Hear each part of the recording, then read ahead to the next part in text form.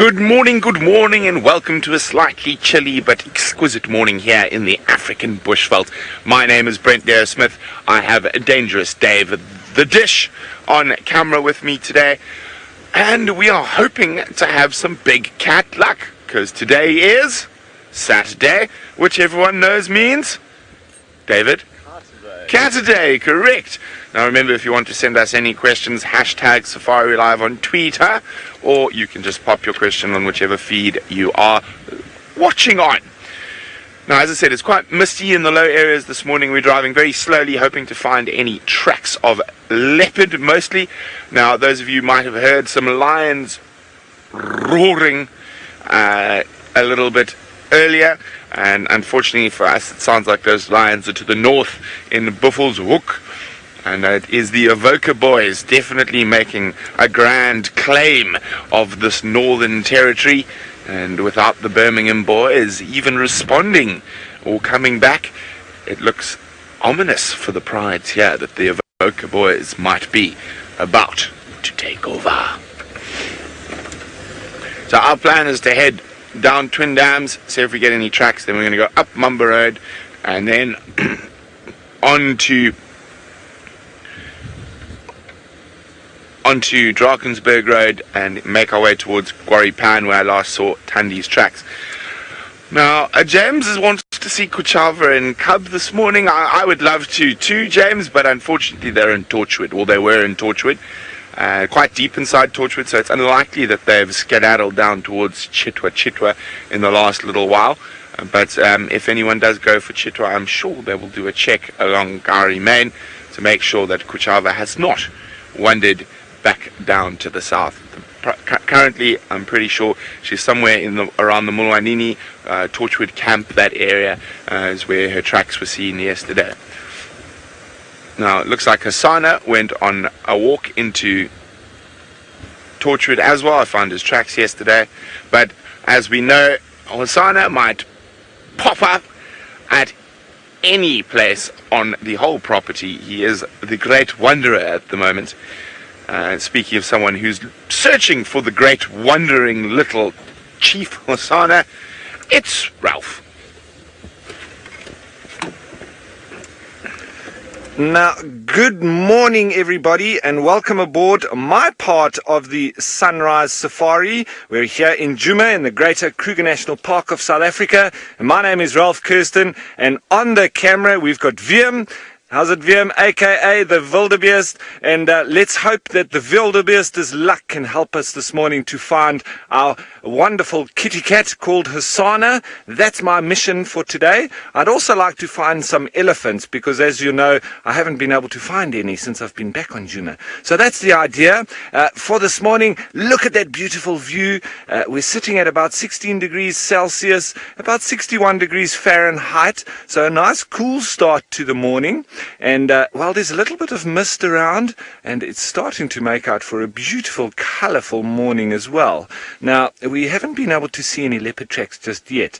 As usual, the hyenas have been walking all around, up and down the road. They're ever present, and so we've just been seeing that for now. But we're going to be following up and see if we can find any of Hasana's tracks. Hukamuri has also been moving in the area where we are right now. We're heading onto the roads of Rebecca's and Zoe's. I will show you a little bit later on the map once we cover a bit more ground. After that, I will sort of head towards Treehouse Dam and maybe Twin Dams and start looping around. These animals are around. We'll have to try and find them the best we can. But we'll stop for everything else in between. And don't forget to send us your questions on the hashtag Safari Live on Twitter and on the YouTube live chat, and join us on this reality game drive. So let's head out and see what we can find.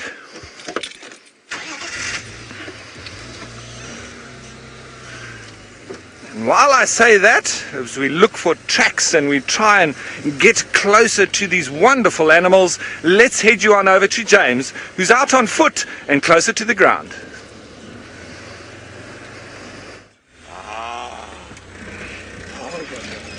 And when asked to produce the raw, I'd have 6 inches fewer to my height than Brent Leo Smith or Ralph Kirsten. Good morning, my name is James Hendry.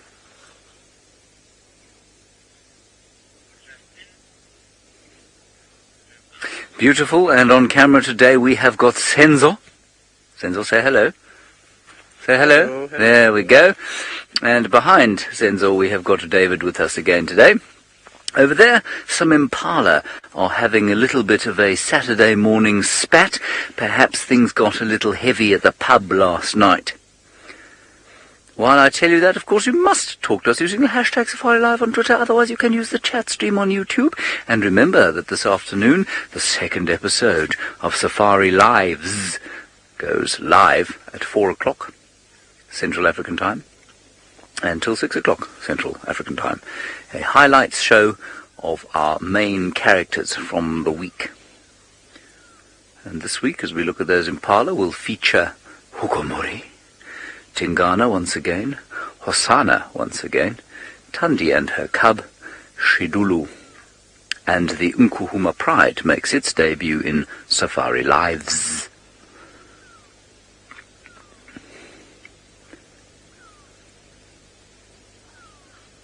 Oh, there's just some calling in the background there.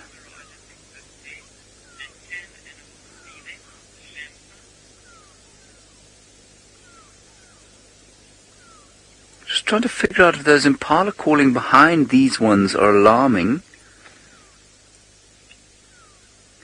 or if it's just part of this fight.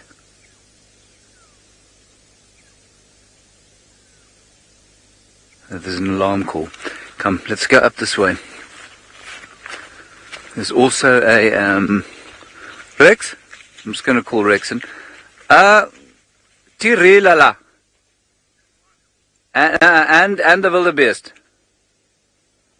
We're just going to look over the top of the hill here and see what's alarm calling. Rex is our security detail today. Superb tracker. Highly experienced guide. If it was just the impala going, that wouldn't worry me, but the fact that the wildebeest are going,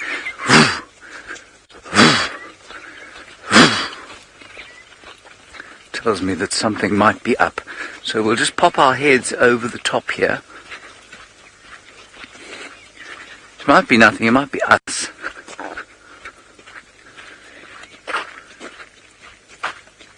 Wildebeest are certainly not running anywhere.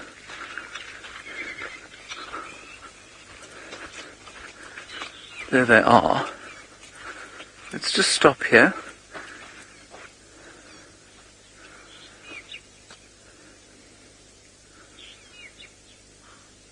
Yeah. I can hear the impala still going. But that sounded like a fighting. Now the wildebeest calling. But that could easily be at us.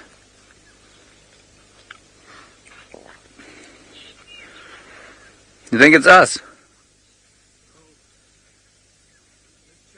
Yeah, Rick says it's worth checking. Let's just go over the top here. Shamsun, you can see it's quite dusty today.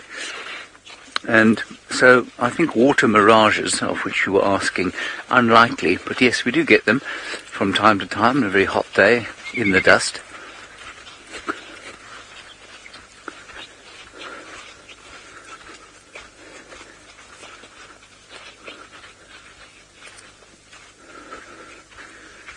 So now the herd, if it has seen a predator, is going to be a little bit nervous because it's seen two predators, us and whatever else made them go. I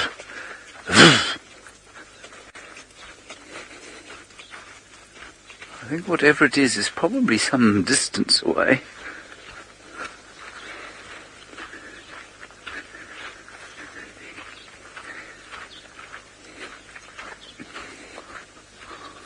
Right, well, some of them running off towards the south there.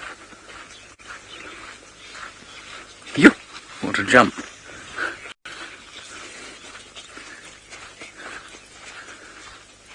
Now we were watching those impala fighting and wondering, they're all looking down here, And the obvious question, as Shamzu, aged 9, has just asked, is do they injure themselves? And the answer is yes, they can. Absolutely, but it doesn't often happen. Mostly it's probably just a headache. Yeah, there are impalas down there. There's a great migration occurring now. There you are, David. Does that make you feel like you're at home?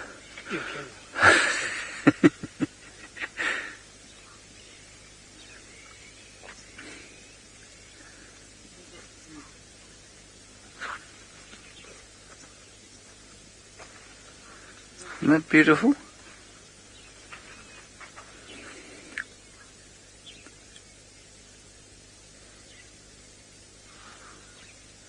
There's still some calling back there. I think it's just rutting, Rex. Do you think there's something there? Yeah, let's keep going. Rex is agreeing with me that we should go down here and check. All right, while we figure this out, let's go across to Ralph, and I'm not sure what he's doing, but he is on some tracks, so let's find out if he's found what there is on the end of them.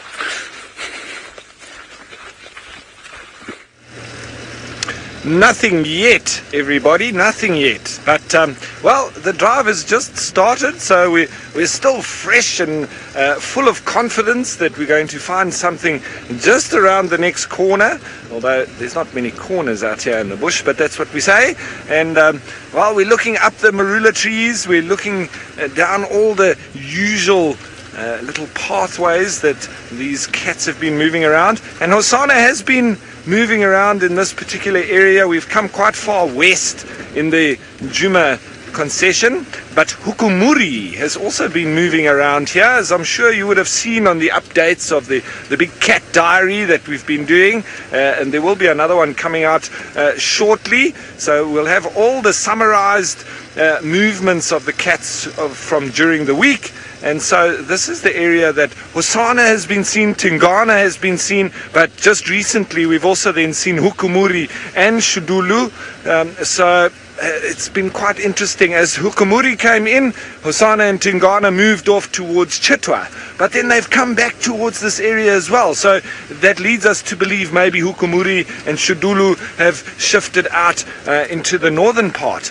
Maybe, maybe not. You know, it's difficult to tell, but we're definitely seeing a bit of a correlation of when Hukumuri's in the area, Tingana and Hosana seem to disappear. And we're wondering, we don't know, there's nothing for sure, but we're wondering if there has been an interaction between Hosana, Tingana and Hukumuri. Hukumuri's got a slight limp on his front right leg.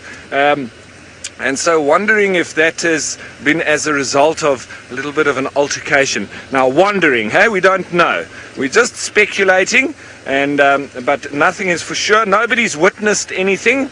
It's just quite evident that Tingana, especially when Taylor last saw him, at the same time that I was watching Hukumuri, was very nervous and quite scared of the vehicle, which is quite unusual for him because he's normally so relaxed around the vehicle. And it was precisely at the same time that Hukumuri was rasping, calling, and marking and moving around this area. And Tingana was quite a way off, but he was still very, very nervous and very unusually, you know, for his kind of behavior around a vehicle.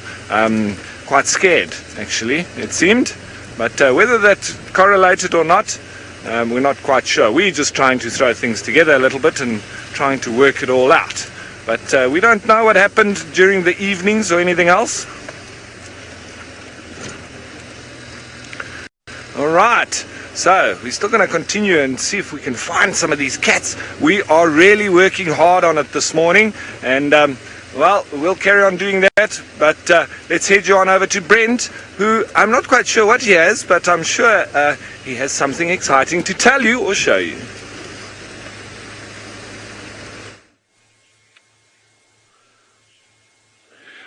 Well, good news. We're starting off well this morning. We've got some tracks of Thandi by the looks of things. I think that's probably the best one there. I'm trying to see. They're quite difficult to see in this light, but if I put There we go. If I put the spotlight on, you can see the tracks a little bit better. So she's heading out of Torchwood into Djuma. So we're going to be on these tracks now. Bushwalk team has expressed interest in coming to give us a hand. So we're going to try figure out where they've gone from here and give Bushwalk a better idea of where to come search. I think she's gone north along Drakensberg, but I'm just guessing. We're going to check for sure now. There were no tracks down at the bottom, so what I think happened is she veered off the road at some point and went hunting and sneaking through the grass, trying to catch herself a steenbokkie or a duiker.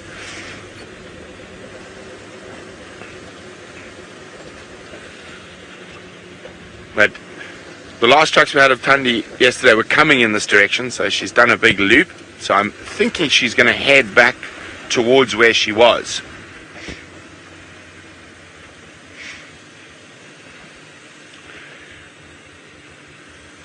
Now, it's impossible to be 100% sure who is the father of a leopard cub. Shamsang, the father of Kuchava's cub, could be Quarantine, it could be Kunyuma, it could be Tengana, and there's another male that I'm not sure about down to the south in Mala Mala that could also be the father, the one who has territory next door to Kunyuma.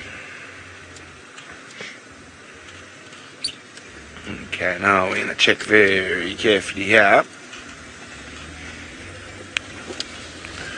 I think she would have gone this way.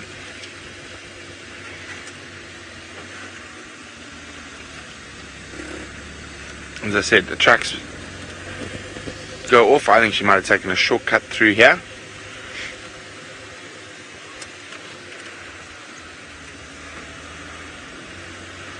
No sign of Chalamba there, just one adult female's tracks.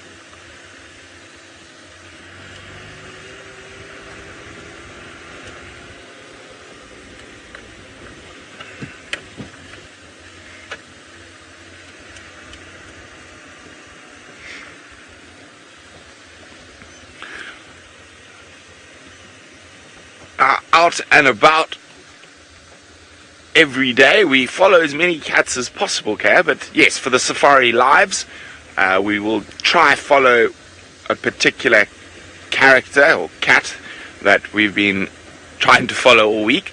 And for the second week in a row, I am searching for Thandi and Chalamba. They are probably the most difficult of all our cat characters to find. With all the upheaval in the leopard dynamics at the moment, Thandi is doing an incredible job keeping Chalamba alive, but it means she has been quite scarce and spending a fair bit of time off Djuma as well. Oh dear, we've got no tracks coming out here. Maybe she stopped for a little drink. She did not. She might have to go back to the last set of tracks and see if I can spot where they leave the road. Now, as I say, it's very possible she could just be hunting through the grass here.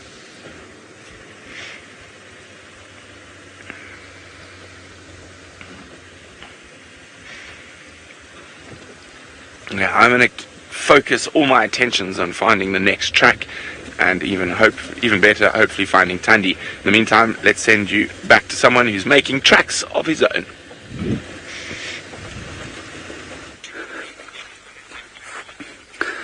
Well, we have had a very exciting time.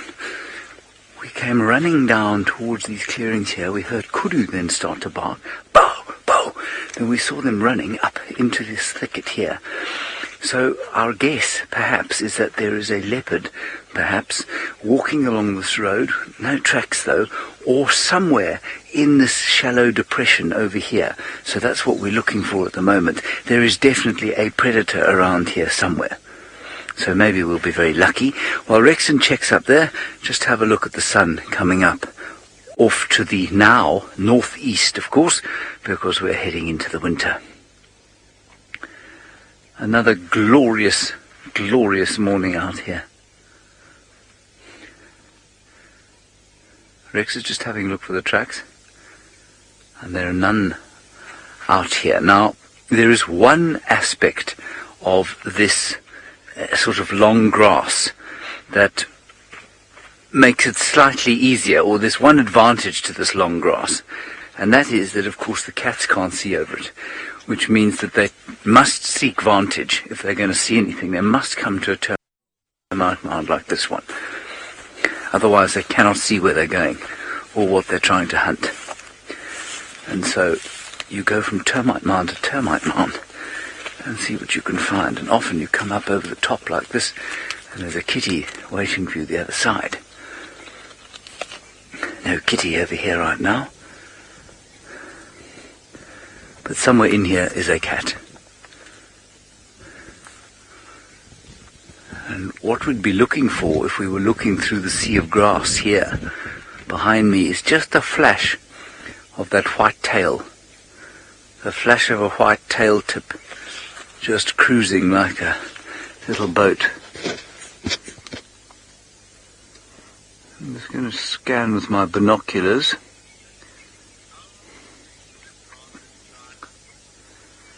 Now, we've probably had the last of our rainfall this year, proper rainfall. There might be one shower or two in June and July, but most likely we'll be without rain. And so, Kristen, this grass will probably be dry in about a month or two's time. Come September, October, though, it will be a tinderbox. This place will be a tinderbox. We'll have to watch out for fires this year. What do you think, Rex? Okay, we're going to go up this way. I can't see anything floating across that little sea of grass. Let's go and see what we have down this way. Oh, magnificent to be out here. It really is.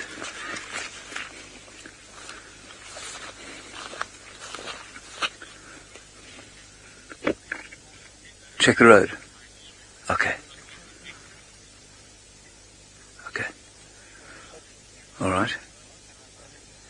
Alright, so the tracks of the kudu came down here, which means that Rex thinks perhaps whatever it is has gone up this way. We'll go up onto the road. He's going to meet us on the road behind. Sorry, I missed that, Luke. Can you give me that question again? I was being instructed by Rex on.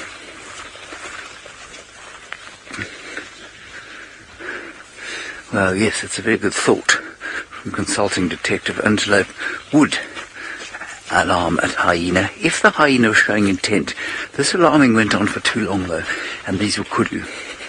And so I think that the likelihood of whatever this was being a hyena is slim, but not impossible. A hyena would generally garner some kind of sort of perfunctory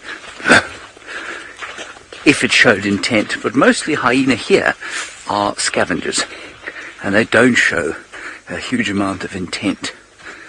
Alright, now what we're looking for here is the tracks, perhaps, of a leopard on the road.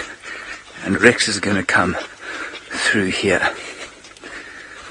Alrighty, let's go back across to Ralphie while we try and unpack the mystery of what caused the consternation.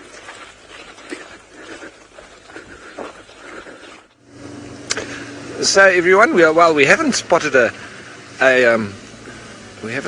leopard just yet. I'm just turning nicely so that Wiem can get a nice picture of this little animal that we have in front here. And I am going to jump out just to have a look, because it is one of these lovely animals that we often find when it's quite cool and moist in the mornings or after a little bit of rain. Now look here, see there? We've got one of our African giant land snails. He's got his tentacles poking out there. And they won't be moving around unless it's quite cool, it's quite moist, because they can desiccate very easily. You know what the word desiccate means? It's basically dry out. Because they obviously require a lot of moisture. These would have been hidden up nicely at the base of a little clump of grass, or actually sometimes even underground. And then when it rains a little bit, which we did have quite recently, they'll exit the ground. And sometimes you have this big ball of soil on the back of the shell of the snail, and it almost just looks like a moving clump of mud. And very interesting. And they would be probably eating mostly detritivore, which is mostly just small fragments of vegetable matter, sometimes a little bit of invertebrate castings, leftovers, etc. And then what feeds on these would be anything from hornbills, eating the fleshy meat of the snail itself, the escargot, and the rest, a lot of calcium requirement in that shell. So there would be quite a few animals that would actually like to get some of that calcium, like the Sphinx-hinged tortoise. They'll eat some of that. And you might find some of the other tortoises, the leopard tortoise, also have a little bit of a chew on that as well. And even some of your small antelope, like the little duiker, they might chew on that. And even a steenbok, you might find them when those shells have broken open and they're lying on the ground, and you see them, they've turned a little bit white. Ooh, there's a couple of little hares just running through the bushes here. But so they'll also chew on that as well. But he's definitely not a fast mover. He's a little bit slower, and these hares are coming directly towards me. There's a little bit of a fight going on in here.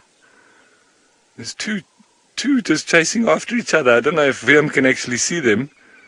They nearly ran straight into me while I was sitting here with the snail. Oh, here they come again.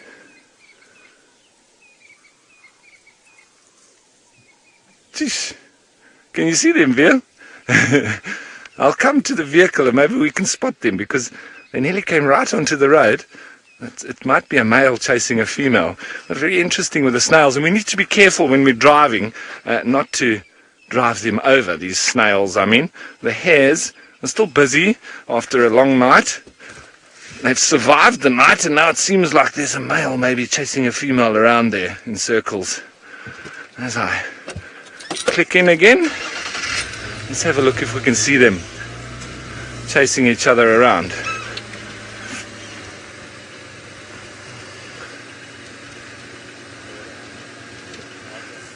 Oh, there we go. Vian spotted them right here. Now, Lady Starfire, you're wondering about these snails and how they are beneficial to the environment. Well, Lady Starfire, it's mostly to do with turning over of the energy recycling of that, especially detritivore. Sorry, we're just getting a little bit of action here from these little hares. There's one here right next to the vehicle now. I think it's a male and a female. Oops. Really getting after each other there. Maybe a bit of a courtship display. So Lady Starfire just recycling of the minerals. Sorry, I'm just getting distracted by these two hares. They're out on the road now. I'll just put my head down so I don't get in the way of the camera. Yoof! A nice jump, eh? So, it's mostly to do with mineral nutrients recycling, because of eating that detritivore. Here they come again. Look at these two.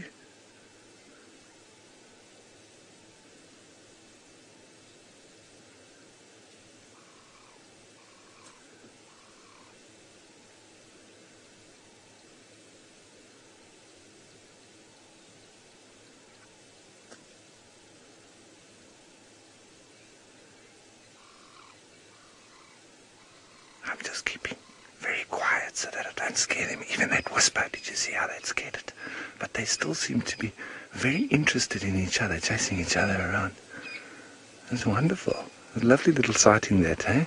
I don't know if the one's hiding under the vehicle, because it came this way, and I haven't seen it come out again. But they've got this whole little circuit that they're busy chasing each other around. The Lady Starfire, just to finish up there quickly with the snail, and obviously a lot, the snails bring up a lot of calcium into that shell, so they're obviously supplying a lot of calcium to other animals that find it difficult to get it just from the natural environment. I don't know where this other hare's gone.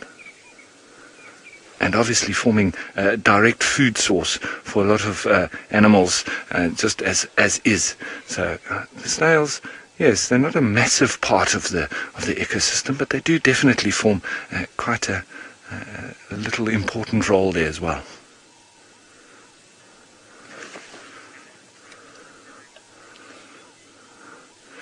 Pangolin, thanks for your question. These snails are definitely very edible, and there we go, there's the other one. There's the other little hare. So we've got a wonderful little interaction here right next to this snail. Keeping us entertained are these little hares. So these giant land snails are very edible, and they, with some of the locals here, they're actually a delicacy, very much like escargot. So you can pull them out the shell and fry them up, and possibly have some garlic or whatever, pretty much like your normal escargot that you would buy at a restaurant, but much bigger. So it's actually a delicacy with some of the locals, and they are actually threatened because of that. It's just been so nice sitting with these hares, watching how they're chasing each other around. But, well, it seems like they might have stopped now. Now we can still see the one there. Just his ears poking out from behind the tree.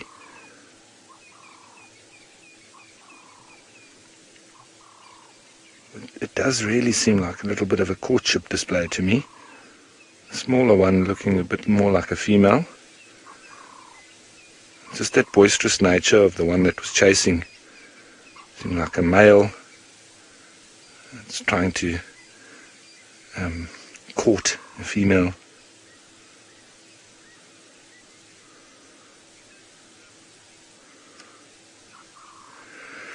Snazzy, these little scrub hares, they can make a little bit of noise, to answer your question. There's the other one there. It's not massive noises, but they hit their back legs on the ground to make a bit of a thumping noise. That's like like a marking with the male. And they also do have little squeaks and squawks, but not. It's not very booming noises that they make at all. The biggest noise they make is probably that thump of the back leg on the ground. It's almost like an intimidation type noise. All right, I think we'll leave them. Oop, there they start again, right next to us again. Whoop. Here comes the other one.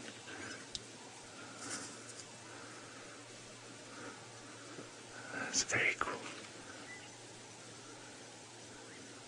Definitely seems a bit like a courtship display. This one being the female. Looks like she's trying to get away, playing a bit hard to get. But then when he runs away, then she's like, well, come on then. What's going on? Why you be running away? Huh? You guys need to be careful. There'll be predators after you. They're very pretty, eh? Look at that nose constantly twitching and moving. Sniffing the air. Very big eyes. As their nocturnal nature suggests. Need to be able to take in all the light that they can.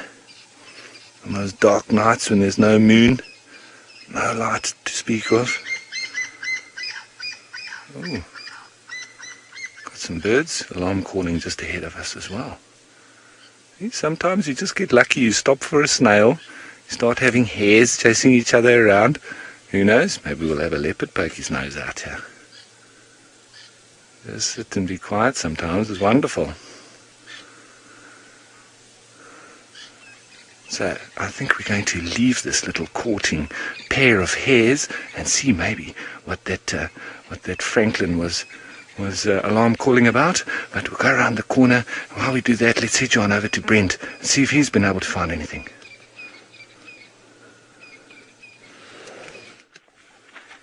Hi guys.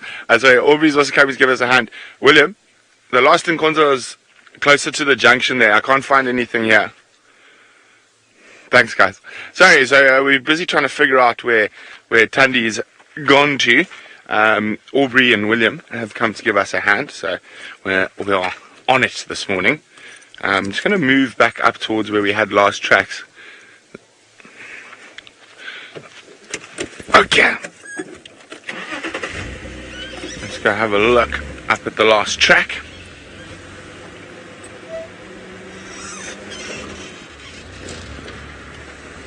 So we had our last track just up here somewhere.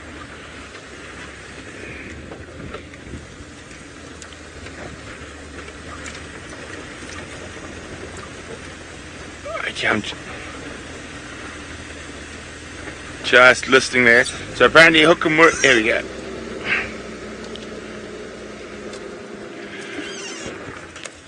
So apparently Hukamuri is still on a kill in the west. Okay. Now it's time to do some detective work. And to show you there, you can see nice clear tracks over there. See them, Dave? Come out a bit, Dave. And you see where this there? No, is that the right stick? No. Okay, from that stick, come forward. This way. There. There we go. So that's the last clear track I've got. So now I'm going to do a little wander around here. And she goes down there. Now, basically what we're trying to figure out whether she goes off to the left or to the right. So this is the last set of tracks here. William's just behind me.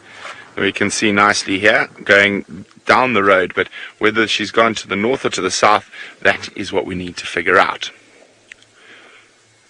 Okay.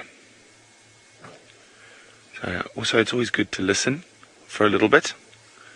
See if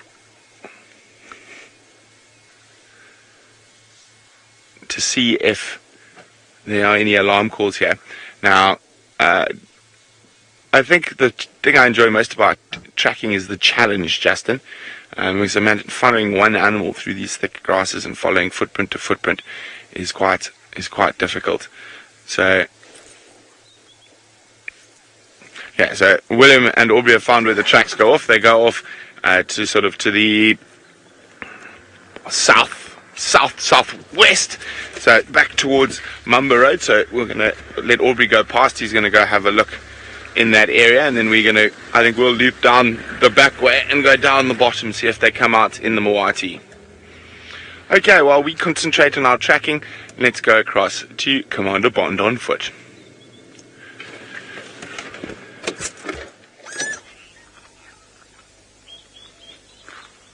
Can you see the same thing?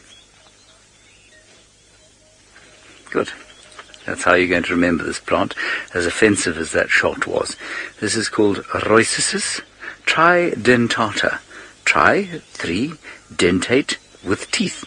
You can see 1, 2, 3 toothed leaves.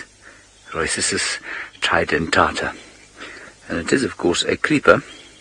And here are its little creeping hands. Isn't that amazing? Grows very gently, not in the sort of suffocating way many creepers do. Just grows up 1 or 2 trees and ekes out an existence here in the wilderness. It's quite favoured by some species for grazing. I think elephants quite like it. They certainly like the other one called Roycesis quadrangulensis, which means, Roycesis what? 4 angles. Yes, correct. Well done, everybody. Good. And that's called elephant's pudding. It's a bit more succulent than this one. Now, we're walking through here. And, it's the most beautiful morning. I keep saying that, but it really is. Rexon is just through this little thicket, and he's walking along that way. We heard some more birds' alarm calling down here, so we might be lucky. Perhaps there is a leopard or a lion wandering down this drainage system, seeing if it can find some prey or just marking some territory. But frankly, just being out here and walking in this fantastic atmosphere is all I need. Nancy, thank you for your question about the potato bush that, yes, I did find yesterday. In the evening I found the potato bush. It was about 5 minutes from the end of drive, and can you believe it, Pangolin, who had asked so patiently and waited for 4 or 5 drives, was making a sandwich at the time. And so, well, she caught the end. He or she caught the end of the potato bush discovery. It was magnificent. It was a great conclusion to a week of fruitless searching. There is the Rexon. We will just keep going. We might actually get sight of another magnificence, in fact. There, look. There's a Kenyan. There's a Kenyan who I think is hiding from us. That is David Gitu, for those of you who were not on drive. He doesn't realize he's being filmed.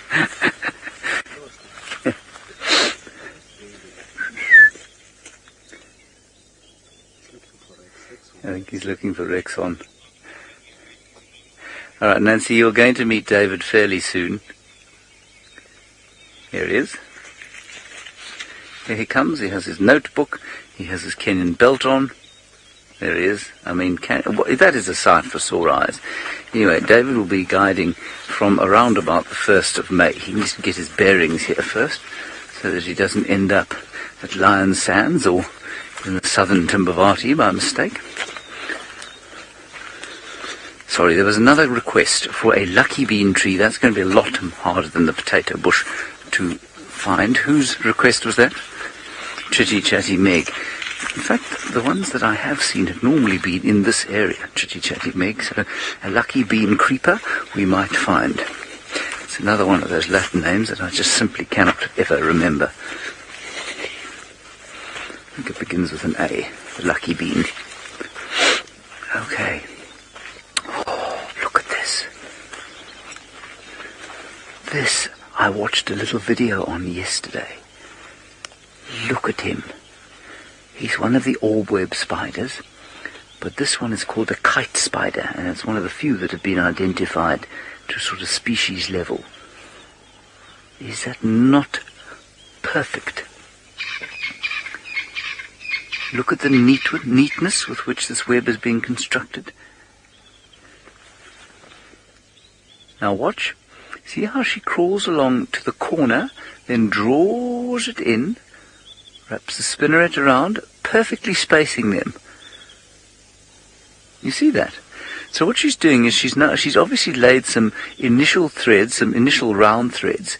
Now she's crawling along that initial thread, and then she pulls the horizontal strand across and lays a new one. And you can see the silk coming out of her little spinnerets. And it's just absolute precision. Completely unlike the golden orb web spider, which makes a very messy nest or web. Oh, you are just the most brilliant creature. How you managed to do that?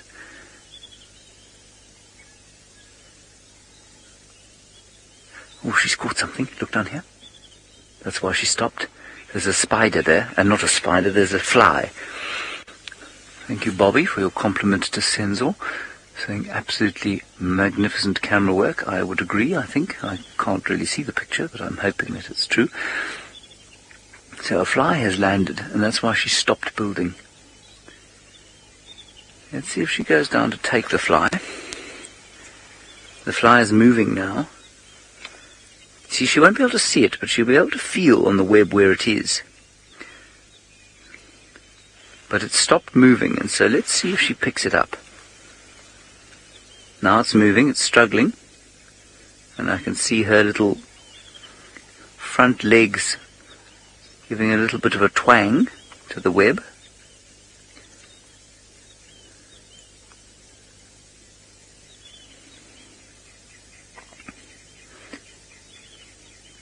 So this is a kite spider, everybody. And we patiently watch to see, does she continue with decorating her home, or does she go to the kitchen and eat the ready-made meal? Her oven's just gone. Bing! But does she finish her current job, or does she let her meal get cold and breathe slightly?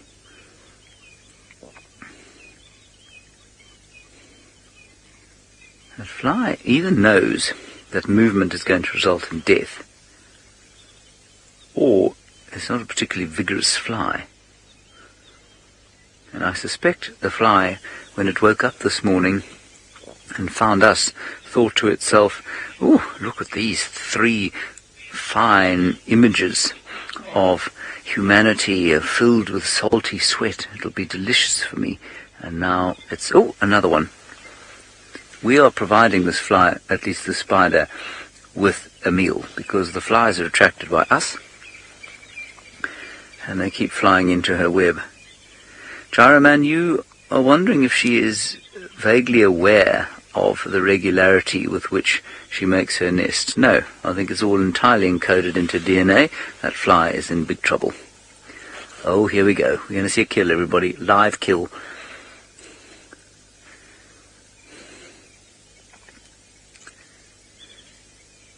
You see how when it stops moving, she stops moving because she finds it very difficult to tell where it is. Ah, she's got it. Oh, and she's sunk her fangs into it. Right now, venom is coursing into the abdomen of that fly, and the venom is made up of sophisticated enzymes that are going to liquidize the insides of the fly. And let's see if she wraps it up, or if she just sucks it dry straight away. No? See, look at this, she's bringing it to the front.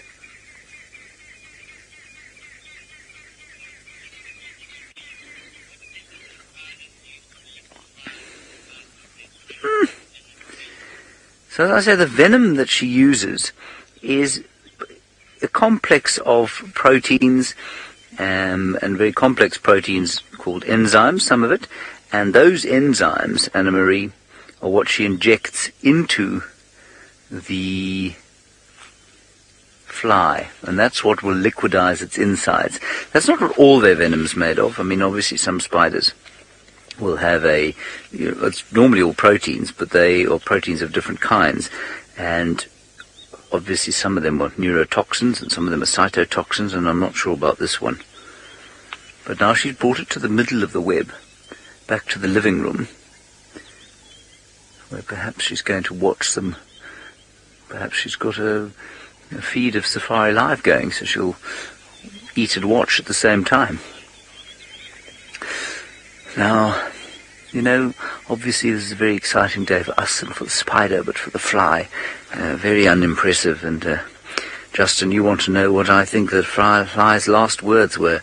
Justin, I'm afraid I don't think that I can repeat what the fly's last words were. I don't think that they are for sort of a family show. I think they probably had 4 letters to them, and the kind of thing that you would expect to hear coming out of a very distressed human being's mouth.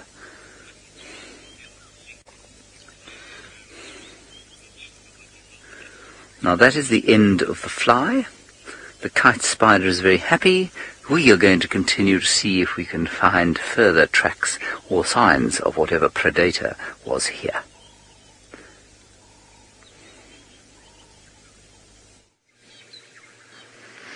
Thanks, James, and well, that sounds very exciting with that little kite spider. They're one of my favorite little arthropods and little hunters as well. But here we have some of the resident blue wildebeest on quarantine, and they like this little sandy patch here. I mean, they've all been lying down. I think it's quite comfortable for them, and they roll around. And they also do defecate quite a bit in the same spot as well. They have no problem in urinating, defecating, and then rolling in it and walking around with that smell all over them. It really indicates where they are, where in the system, and who's who in the zoo.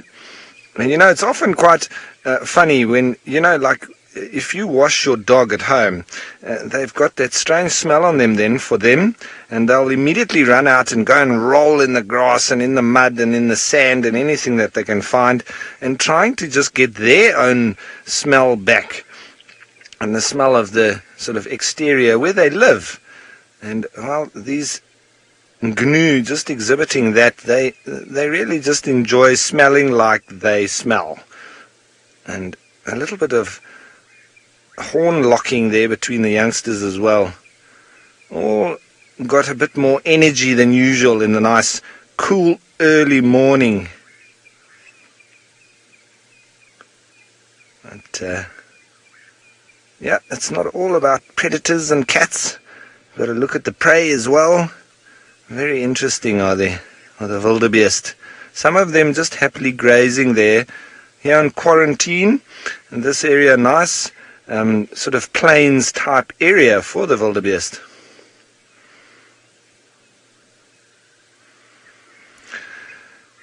YouTube viewer, thanks for your question. I do believe that there are a couple of buffalo on the property at the moment, but they are a little bit nomadic, and they also are grazers, and they move sort of according to where the best grass is, as well as where nice water pans are, because they are heavily water dependent, our buffalo.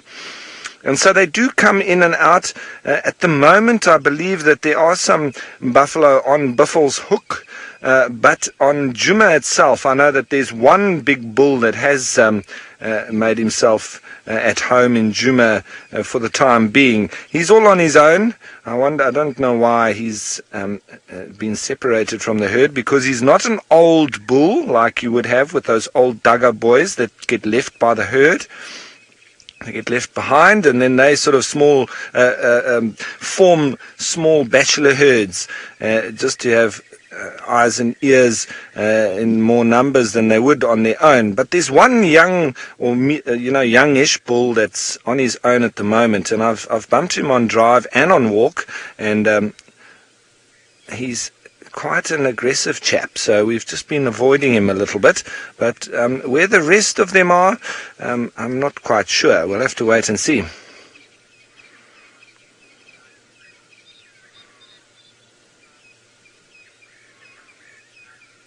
Now, Samu, thank you, who is 9 years old. Thank you very much for your question. Is that hair or stripes on the side of the gnu? Well, it's just a little bit of darker hair, and so you can see it nicely there. A little bit of darker hair in between the sort of lighter shade of grey, and it almost looks like he's got a very good six-pack or ribs, but that does help break up the outline of the body and make it a little bit more difficult for predators to pick them up. I don't know if you can hear.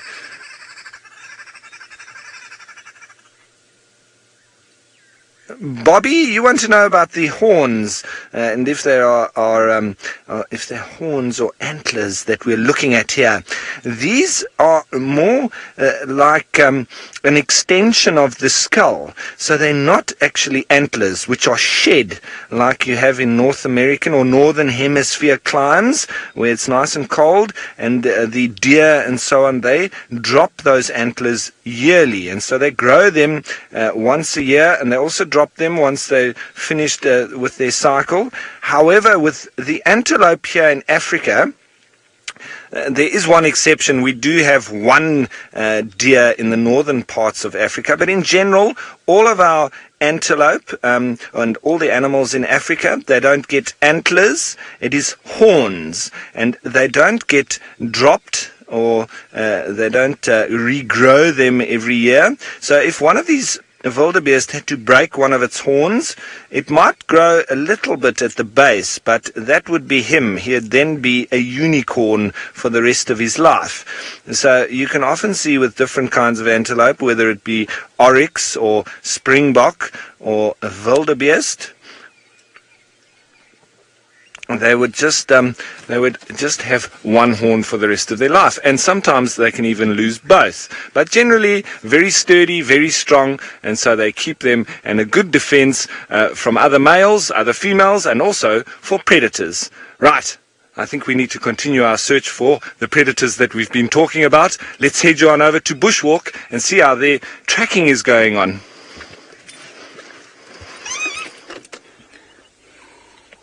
Well, this tortoise managed to have an encounter with a predator at some stage during the last little while. It wasn't very recent because it is very dead, and you can see a delightful collection of maggots. I apologize profusely for those of you who are squeamish, because there is nothing that's going to make you feel more nauseated than that collection of fly larvae. Real cleaners up of the bush. How are you feeling there, Senzo? Happy? Happy. Oh, good. Senzo is not affected. Now, inside here, there is a hyena track close by, and it does smell very rank, and I wonder if we didn't startle a hyena just sort of finishing off here. I think that this was broken either by a leopard or a hyena. Ooh, this is, are you looking in there? Yeah. Do you want to zoom out a bit? Because it's really gross. Okay, so for those of you who don't want to look at this, I quite understand. You can look away now. I'm going to just pull this back, and it really is foul. There are further maggots, and they're much fuller. Now, the reason I'm spiking in here is that this, of course, is the digested or semi-digested material that was in the insides of the tortoise. And it is, of course, a leopard tortoise, which is entirely vegetarian. And so you can see it would have had a little bit like a herbivore that gets killed by lions or leopards, and you find them, and you find its bolus on the ground next to it. That's exactly what's going on there. Many of you going, "You are gross, disgusting." I couldn't agree more. AB, you say, "Why, James? Why?" Well, AB, it's because it's interesting to see what's going on here. All the bones are gone, which is quite interesting. And so whatever it was ate all the bones. Right, I think that's probably quite enough of disgusting for the day. What do you think, Senzo? Would you like to stay here? Oh, my goodness gracious me. Brent Leo Smith is going to be the cat that got the cream.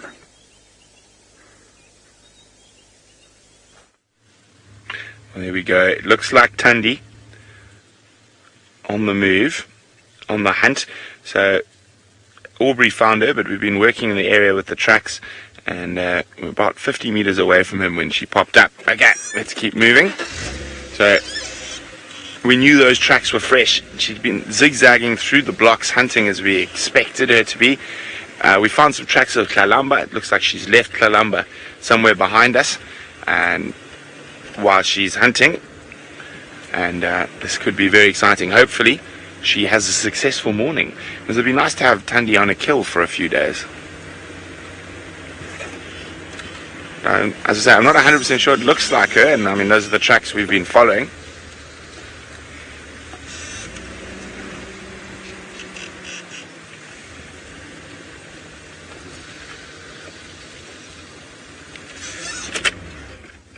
Oh, she's off into the block. She went the other way, Dave. Behind there. She went in there. See her there? There we go.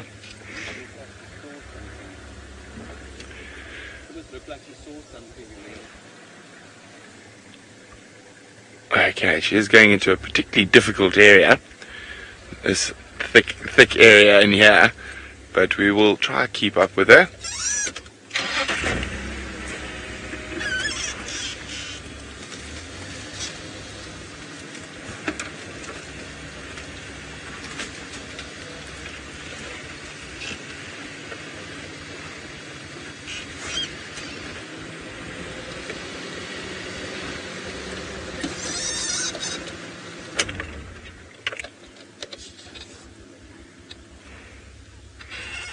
Okay, we got to keep moving here, guys. Sorry, she's getting some tickets. Does chicken medicine Hukamuri have to die for Kalamba to survive? Not necessarily. If Thandi keeps far to the west, far to the east, which she's doing at the moment, there is a chance that Tlalamba might survive. But it all depends on if Tingana can sort of defend the Mawati as the last front. If that's the case, there's a very good chance that little Tlalamba will survive. Oh, she's changing direction again.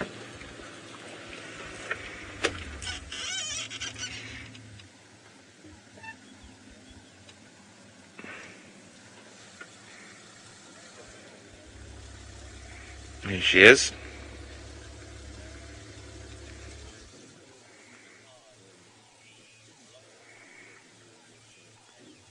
Now, I just came down the road on the opposite side of here, and we didn't see much there. There was some Inyala around, but still quite far away.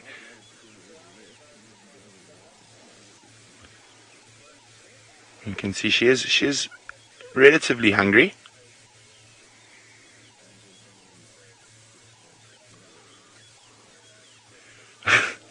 Now, Lynn Tlalamba will never be old enough to join Thandi on hunts.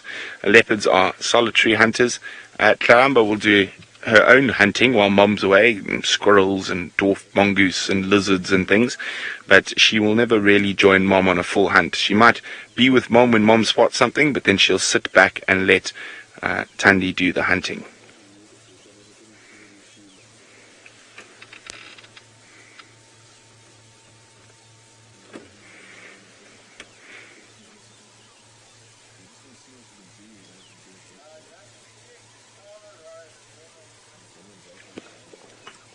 Now, Tlalamba's probably already made quite a few little kills, and scrub hare, if she gets close enough, yes, she's definitely big enough and strong enough to catch an animal like a scrub hare.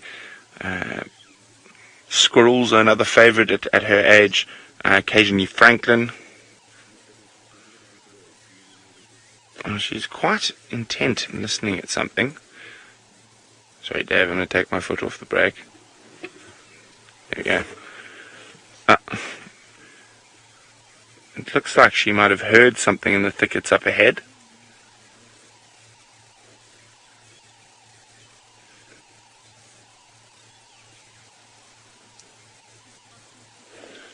See a little. I love their tails when they seem to be concentrating. The little flick from side to side.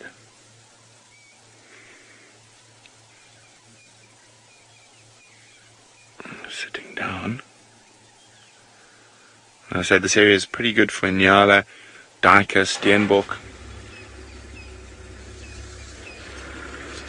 I'm just going to move forward for Tax so he can also come have a good look.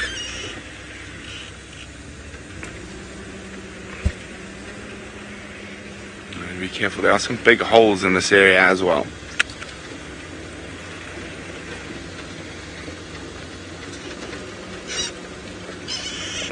She's on the move again, so we can't see what she's moving towards or what she might have spotted, so just keeping our distance.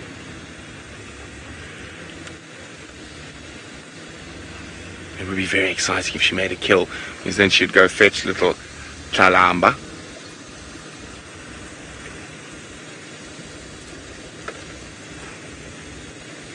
There we go. Okay, you see it, Dave? So, she's right here, and there's a Steenbok.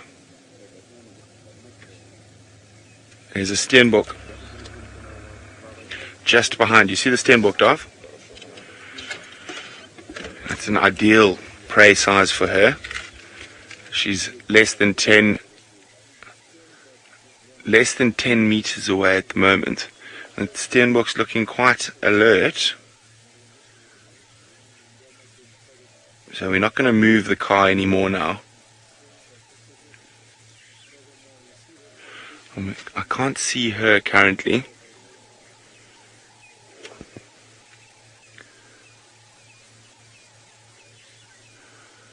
Okay, we're going to get our friends from all over the interwebs to join us. So I'm going to keep quiet for a few seconds.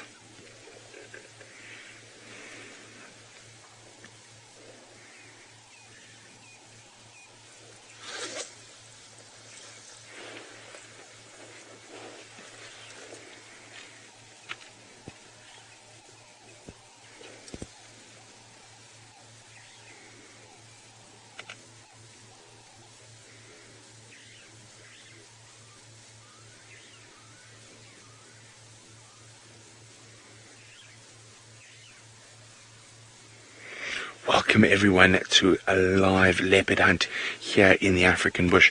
We don't want to spend too much time off that little antelope. My name is Brent Smith. I have Dave on camera with me.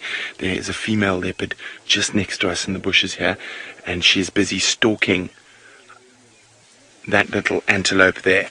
So we're going to keep the camera on the antelope. We've lost sight of her as she's sneaking closer and closer.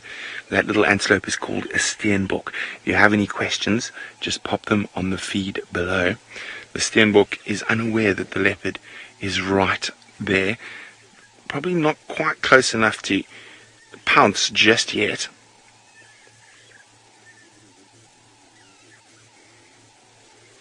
Can you see? You're a bit higher than me, Dave. Last place I saw her was about there, and on the other side of this bush. No, we can't see her at the moment. So it's very important for us not to move around too much in these situations. We're here to observe what happens. We're not here to give the prey or the predator the benefit.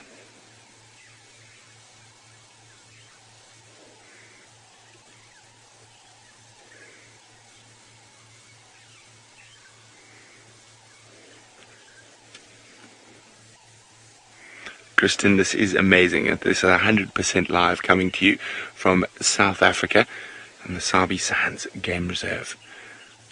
And we're with one of our favorite leopards. Her name is Thandi, the loved one, or the beloved one.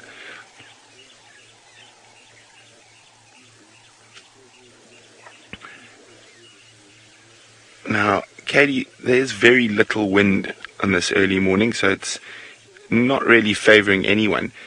And in a lot of cases, the animals will try, or the animals don't take as much notice of the wind as you would think.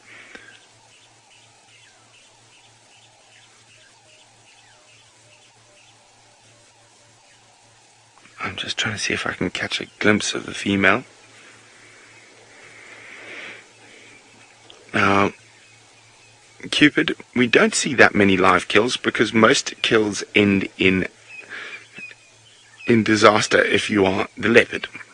They only have a success rate of about 12%, so only a 1 in 10 hunts end up being successful.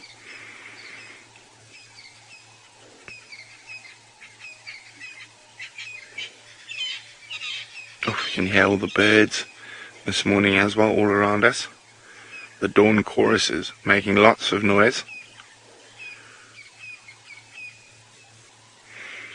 So we're just trying to see if we spot her. She'll be moving very, very, very slowly.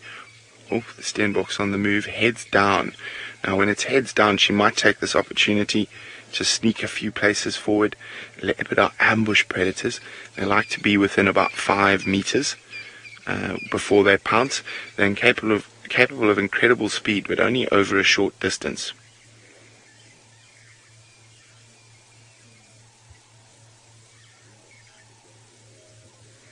So you can see that little antelope is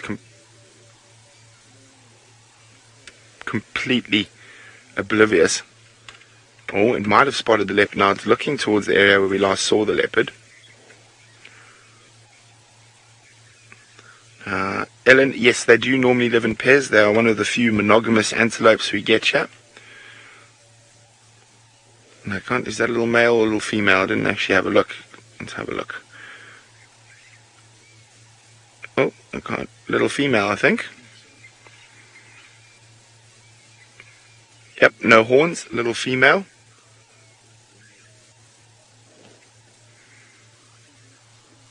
Now they live in very small areas, about a hectare or two. China, yes, this leopard has one cub at the moment. She's about just under 5 months old, and her name is Tlalamba, which means the playful one.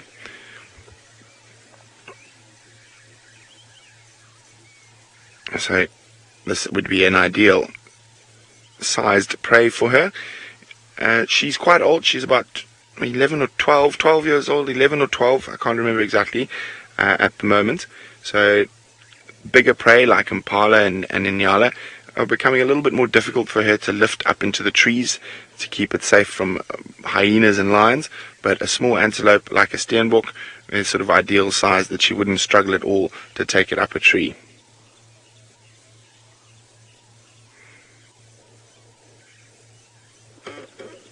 Just trying to peer forward here a little bit, see if I can get any glimpse of the leopard.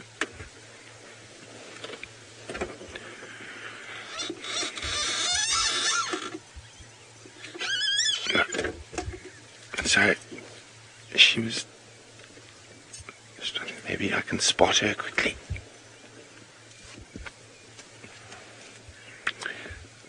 Amandri, I don't think the cub is watching Mom hunt at all. The cub has been left far away. What happens is little leopard cubs often get in the way and cause havoc for the female. They disturb the hunt. I can't see her, but she must be behind this little bush here somewhere.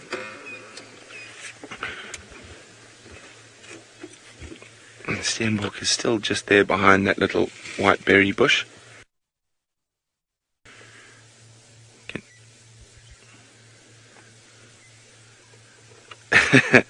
YouTube viewer says prey animals shouldn't be cute. I suppose it does make it a little bit more difficult to see them being eaten if they are sweet and cute. There we go. That, speaking of it, well, it's getting its last meal, at least if Thandi is successful.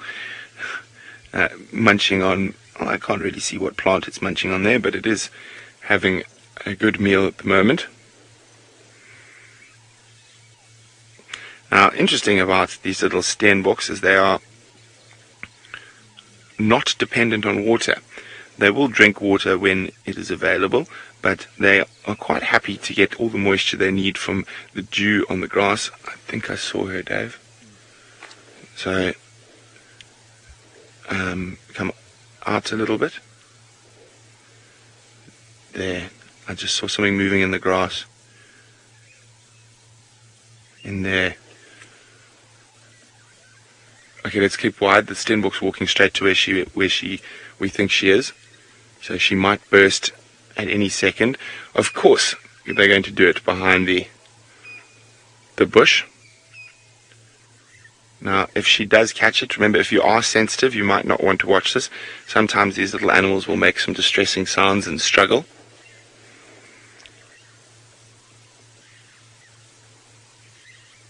Can you see anything, Dave?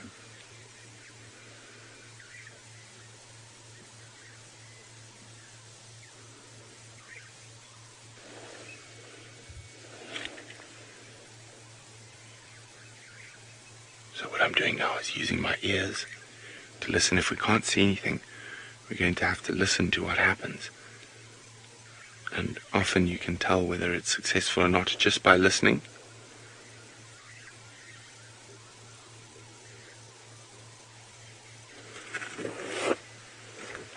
I can't see the steenbok anymore.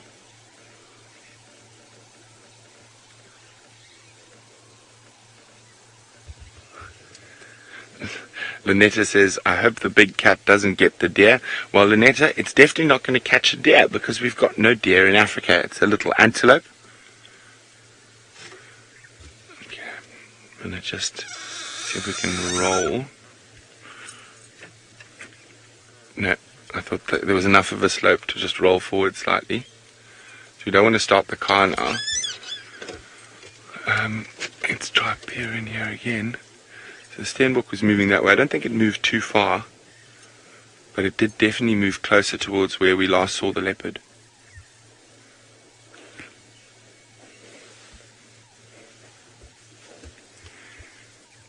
Now, this is where patience is very important when following big cats. Because if we started the car, moved the car at the wrong time, it could either distract the antelope that the leopard has an easier job, or it could distract the leopard and the antelope might escape. And as I said, we're here to observe and we're not here to interfere. Cheryl, good on you. Cheryl says, this is amazing. I'm going to be very patient. It is the right thing to be, Cheryl, and that is patient.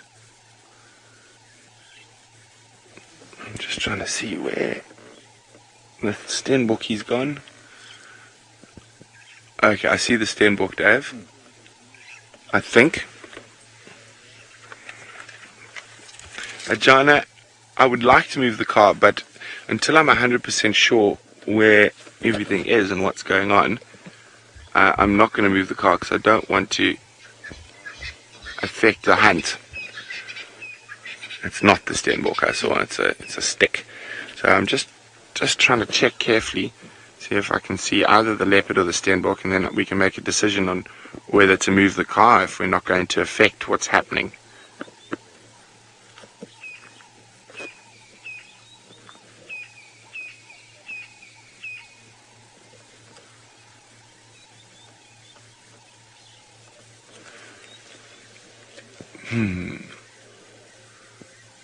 Dave, you can't see the Stenbok from up there.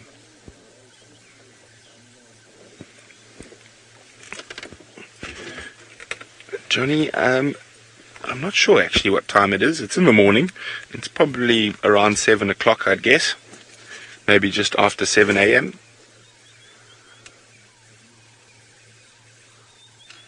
I think.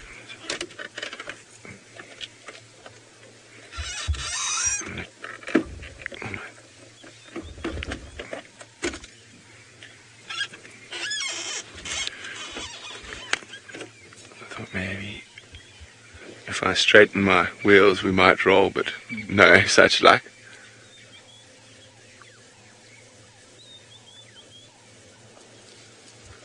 So we saw her coming down here. She spotted the Stenbok, started stalking through the bush. We hadn't seen the Stenbok yet. I think she's just here, but if that Stenbok's moved off, she might do the same. So what I'm doing, I can't see anything. I think it's probably safe. Now I'm just going to move the car a tiny bit forward. Now in these situations, if you do have to move a car, it's very important that you start and you leave the car running for a few seconds before moving. It just keeps all the animals a little bit more calm. So I'm just going to slide forward a tiny bit. And as soon as I can,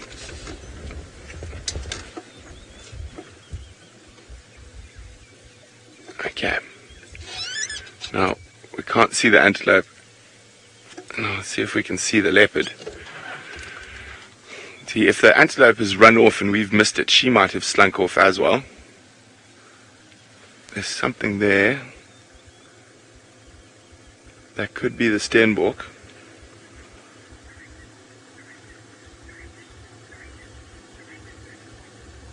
And this shows you how incredible a leopard's camouflage is.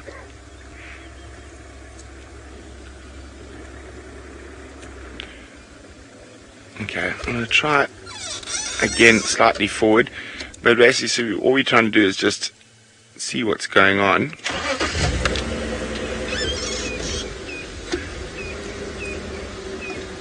There's the leopard. So the Stenbok I think has escaped. You see her, Dove? You got her. She's coming back towards us. Maybe not escaped. Might have spotted her. Just judging from her behavior. Look at that. How's that for camouflage?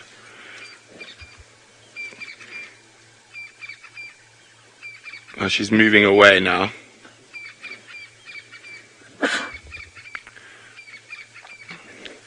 Okay, well, I think the hunt is over, but what we'll try to do is get you a nice big, good clear view of the leopard, because we've only seen a few spots through the bushes.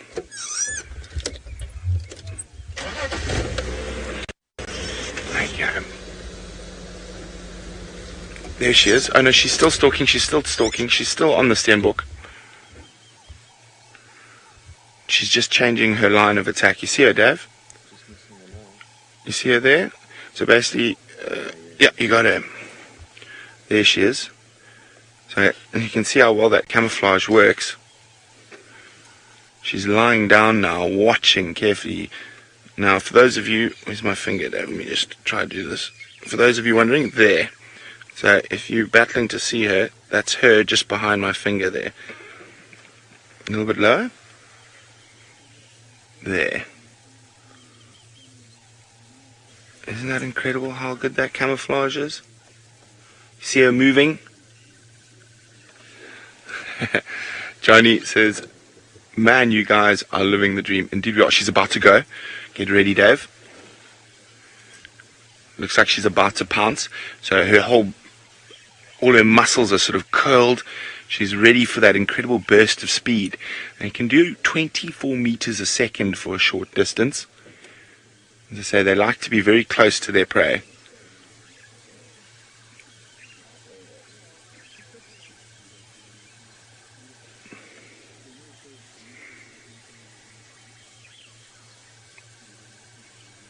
Oh no, she sat down again. Now, as I say, you've got to be very patient with these things.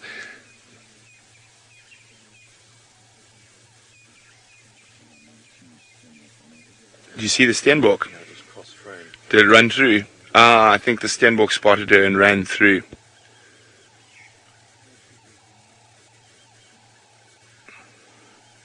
Ah, so maybe the other member of the pair spotted her and gave warning and ran through. So I think, unfortunately for her, the hunt is up. You can see she's sitting up now and staring off into the bush.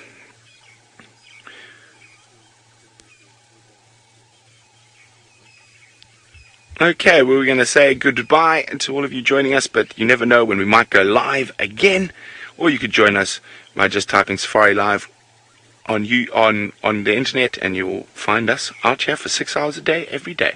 Bye!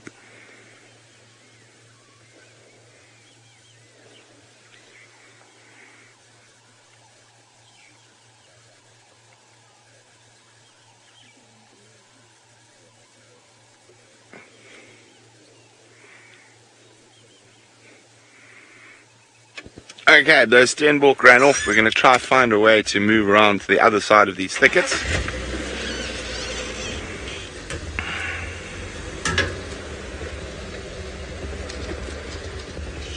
Now, it's going to be interesting to see which way she goes from here. Watch the thorns there, Dave.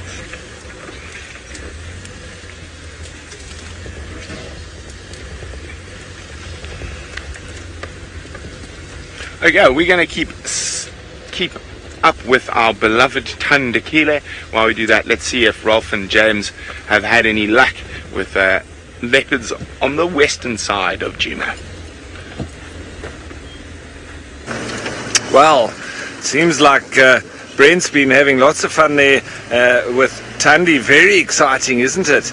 And well, we've also had some excitement that alarm calls and so on that James heard earlier. We caught up with him and we found the tracks of this alternative female leopard. It seems like it's quite possibly Shudulu, and we just now got the last fresh tracks. It seems she might have headed into a block. So we're doing lots of circling. We do know the habits of Shudulu, and that is that she does move a lot and runs up termite mounds, and she's back on the road, then she circles around and she goes one way and she comes back, and so it's very haphazard and quite difficult to track. But if you know that kind of behavior, we can circle around a little, a few times, and maybe she'll pop out on the road. So that's what we're doing at the moment. And looking at these impala, they are looking slightly nervous, and they're all clumped together. They're not looking highly nervous, but they're not as relaxed as you would expect at this time of the morning. So maybe they've picked up the smell of a leopard in the area, which is good news for us. We like to see impala all bunched together like that. It's a good indication that we've got a leopard somewhere around. So eyes peeled. View him with his expert leopard eyes there in the back. He's helping me out. I'm trying to watch the tracks on the road, and he's looking up termite mounds and in trees and through the grass, through the bushes, trying to see any little sign of this female cat that we're just trying to catch up with. Now we need to use all of our skills.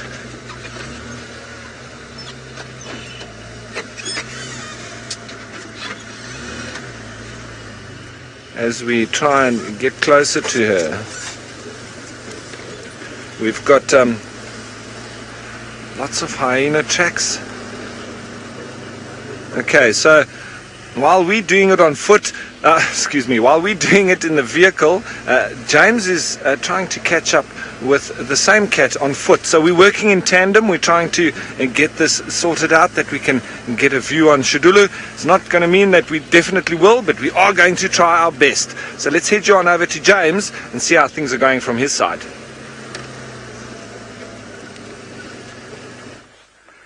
Well, things are going interestingly well for us, just because I keep finding things that distract me from finding the leopard. I mean, you do have a leopard, so I'm not going to try that hard. But Senzel's found something here. What did you find, Senzel? The web. The web. Can you see the iskapkapu that lives therein? That is a spider. I cannot see the spider living in it. While Senzel tries to find the spider, let me just tell you, Rexon and I picked the wrong direction. We guessed, basically, where the predator that had made those kuru shout went, and we picked 180 degrees the wrong way. Pretty sure that we were on the tracks of Shidulu, the female leopard. She has got big feet for a lady, and so I think that's what we had. But there's lots going on over here on this silver cluster leaf tree. The first thing I want to show you is a massive velvet ant. Can you see that there, Senzel? Now that's a really large example of the velvet ant. Do you want me to bring the branch down? Yes, please.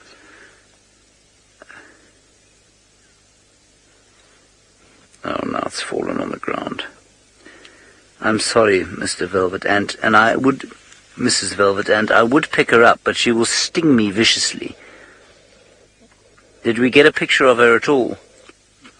No. Okay, sorry about that, everyone. It's a wasp, a flightless wasp. Oh, you've got a brief view, so sorry about that. Now let's be a little more careful with the next thing that I found on this tree. Look at this bizarre thing there. I'm pretty sure that's a caterpillar of some sort. What it is going to become is impossible to say. But you can see the holes all over the leaves, all around it, and I'm pretty sure that is the responsible party for the destruction of the leaves of this silver cluster leaf tree. Nice to see that the insects are still out and about despite the lateness of the summer season. Now, as I was just saying, I think that this caterpillar is what's been eating this leaf, Romet. I think that's why it's got the holes. Just on the subject of Romet, of course, Romet asked yesterday how many litres of water or how much water was in the Chitwa Dam. I then did a calculation which I thought was fairly good. Somebody then on Twitter made the astonishing assertion that they felt I needed to go back to school because my maths wasn't very good. I thought that was deeply, deeply unkind, whoever you were. I spent a long time up, lying staring at the ceiling last night, thinking to myself, how could I possibly have done that better? Anyway, can't please everybody. There's the caterpillar. Then, there's a minute little spider over here. When I say minute, I mean sort of the size of a pinhead with legs. And here's its little web. In fact, it's not even the spider, it's the husk of a spider. Can you see that white thing there? It's not even the husk of a spider, it's a flower. It's a flower of some sort that's got caught in a very tiny little spider's web. Now there is silk all over this tree, and I actually don't think that it's all from spiders. I think quite a lot of it is from caterpillars. And here's another one of the same caterpillars we had earlier. Oh look, hang on a second. Look at this. Let me just, maybe just look at this, Luke, or do you want me to go, should we go back to Brent? Okay, so let's quickly look at here. What we've got here is It's a chrysalis of the caterpillar. You can see it's burst out of its exoskeleton, and so the moth or butterfly is in fact around here somewhere, probably. Isn't that interesting? So it's crystallized inside its exoskeleton. That's very clever. Alrighty, let's go from this dead thing to something much more living with a young child.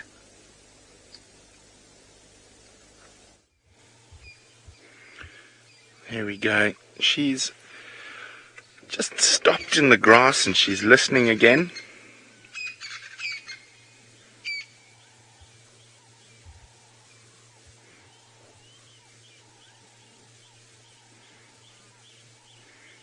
See her ears panning from side to side.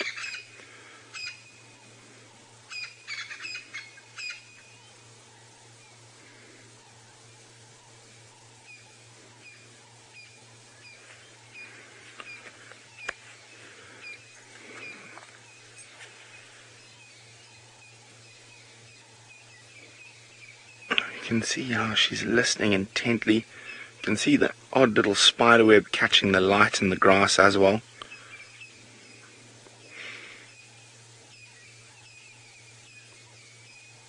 Now, as anyone who's been on bushwalk in the last couple of days knows, that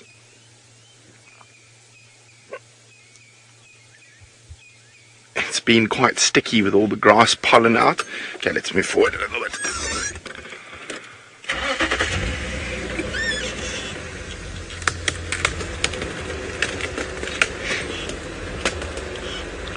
You can see how difficult it can be to spot a leopard out here. They just disappear. Hello, Thandi. How's that, Dave? Forward, back.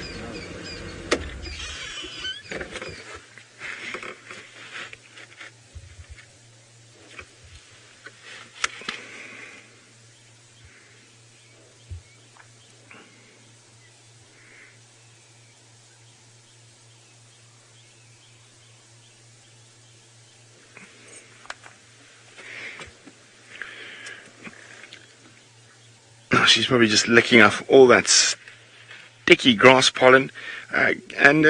Leopards at this time of the year are mostly finding their prey by hearing, Carol, and not so much by smell. Hearing and sight are the dominant sort of senses when it comes to hunting.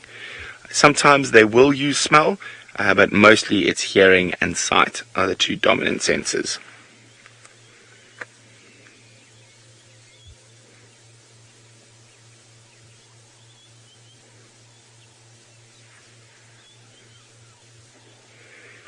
There you go, all the sticky grass. So I quite often, especially in the early morning when the dew is very heavy, we will find the leopards walking down the road. They don't particularly like being sticky and wet from the grass.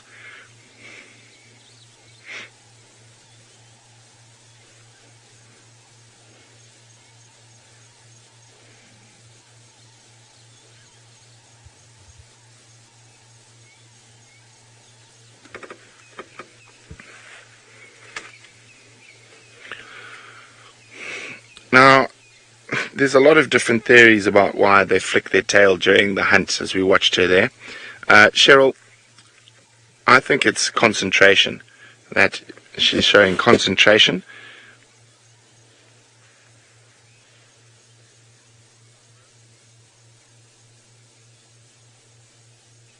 Look at that. She's giving herself a good bath.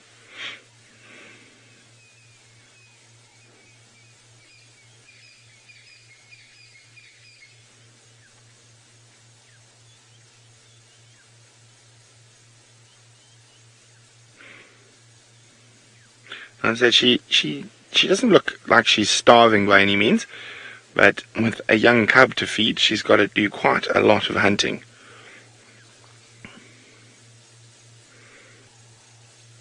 And slowly but surely we are working out her sort of her new sort of routes and routines now that she's moved further to the east of Djuma. Now, there are some very difficult areas in here, which does make her a little bit more difficult to find. But if it keeps little Tlalamba safe, it's definitely worth it.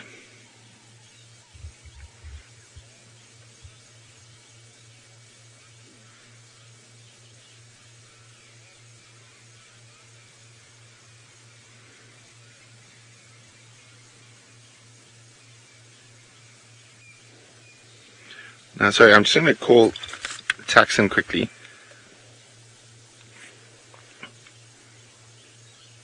She seems to be watching Taxon drive past.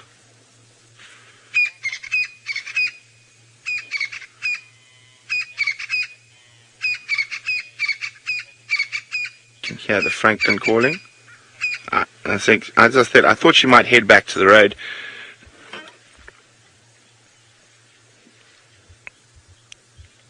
Tax, or she's heading back towards Drakensberg.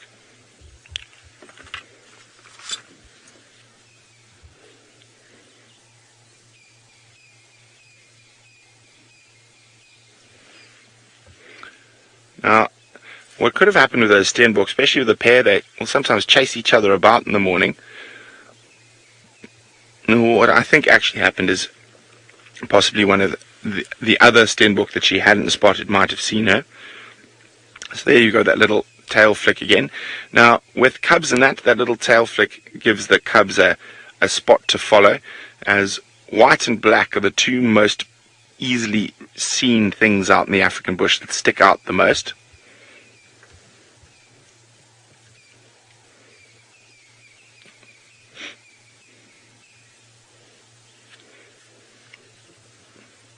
We are just so privileged to spend this quality time with Thandi. I'm hoping she's going to be around this afternoon as well. Oh, the Steenbok's back. The Steenbok, so I said they were probably chasing each other around. The Steenbok is right there. You see it, Dave? A little bit to the right. There we go. So that's the male Steenbok. That is a separate Steenbok. It's a different Steenbok to the one we saw earlier. So I said they could be chasing each other around, which they do quite often in the mornings, the male and females. Sort of a bit of morning exercise, a bit of morning joy. Now you can see her, she's moving around. This is a better area now because it's quite a bit thicker here. So she's got a better chance to sneak closer than where she was earlier.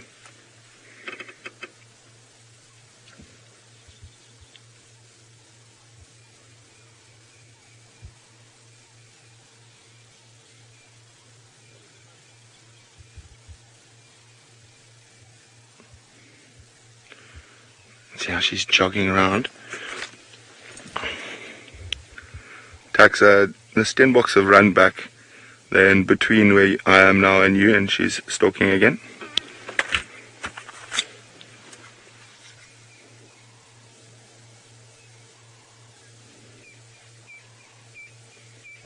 Okay, I've lost sight of her.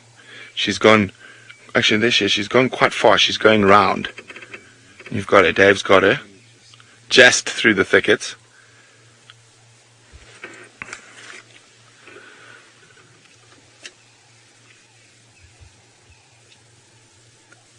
Okay, let's just wait a little bit. I'm just trying to see if I can see the Steenbok again.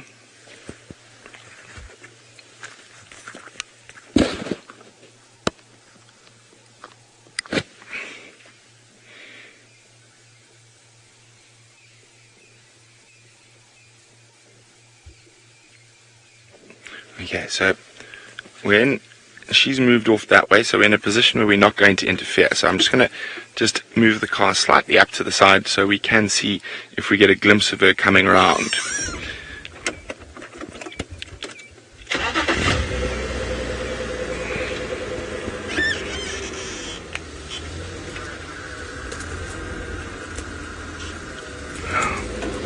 So I'm going to just make sure we're in the right spot. Can you see her, Dave?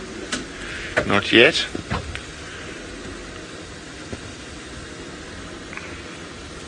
So the Steenbok moved off that way, and she's gone through here and is coming around.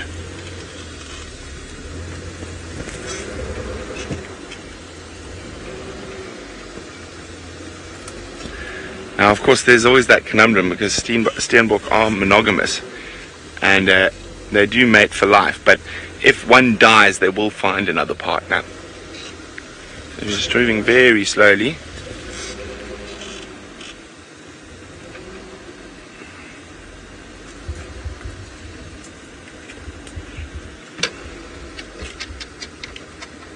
This is sort of ideal sort of country for her to hunt in, and nice mixed broken bush, lots of spots for her to hide.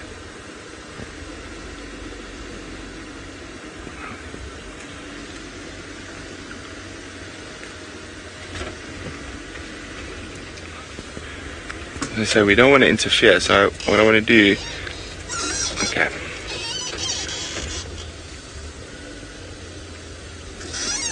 we're going to wait. We've got the Steenbok now. You see it, Dave? Okay.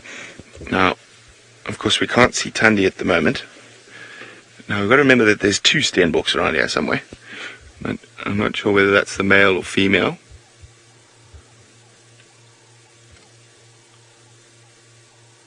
Okay, we're going to stand by here, but if anything happens, we'll come straight back. Let's send you across to Ralph.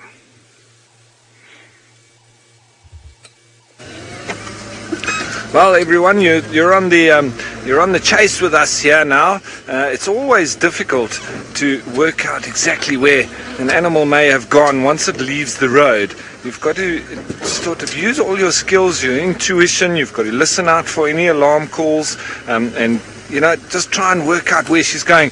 But with Shudulu, she's quite haphazard, She might give us the slip by just going off the road, giving us the impression that she's going into a block. Then she walks in that block for maybe, 100 or 200 meters and then pops back out on the road. Meanwhile, you're going searching in the block for her. So really difficult to follow a haphazard type leopard that she is.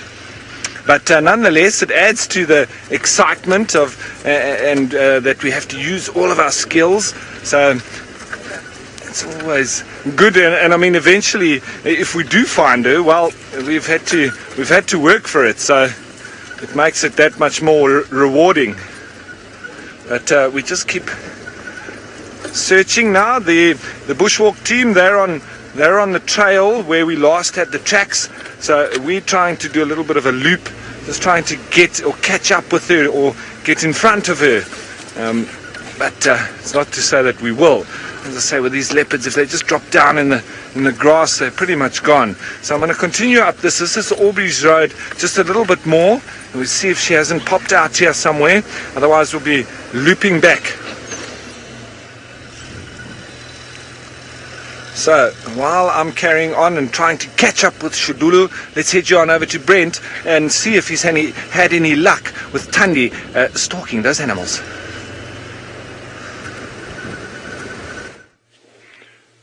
Have you spotted her, Dave? Oh, the horns. I thought I was going to see. So it is the little male Steenbok. So she was hunting the female earlier, but she's now looks to be after the male. But he seems to be quite aware. He's not really... Well, he could be just chewing the cud. We can't really see too clearly from where we are. I've been keeping a very close look on the thickets to the right, which is where she'll be coming from. I haven't managed to spot her yet.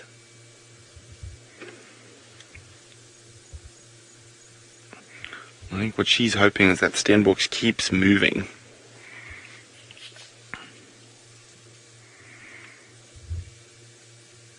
Now, depending on what's happening, Marcy, sometimes she can spend 3 or 4 days away from her cub. And that's not unusual, especially if she's really desperate for food, for the cub and for herself, of course.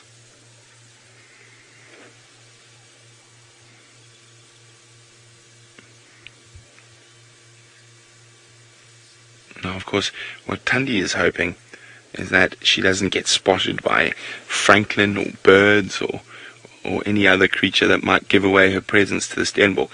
And you've got to remember, it is really tough to hunt, and you've got to sneak around. You've got to hope that you're not spotted by anything that might start shouting and send up the alarm.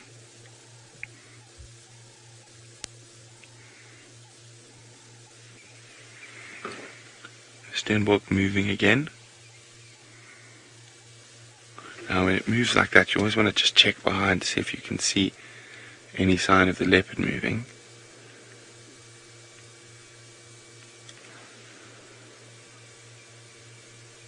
I can't see anything, can you, Dave? This is really thick country here, which is good for her.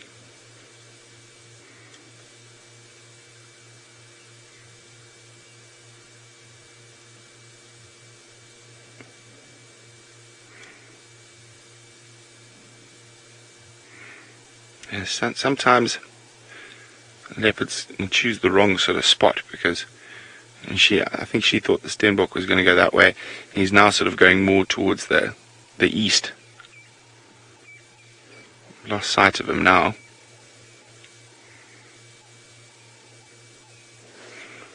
So he went off behind that bush there.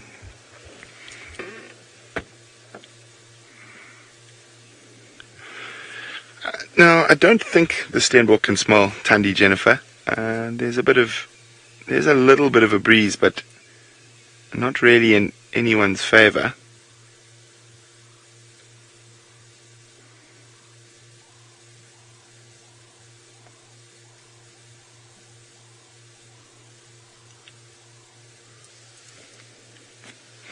Let's just try have another look for Thandi behind us.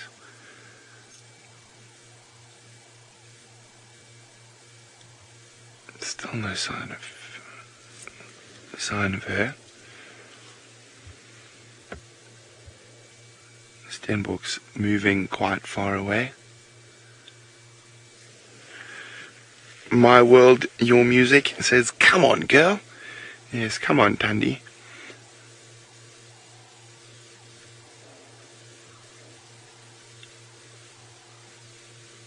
Oh, that Stenbok's disappeared now. I saw him go straight west through that gap there.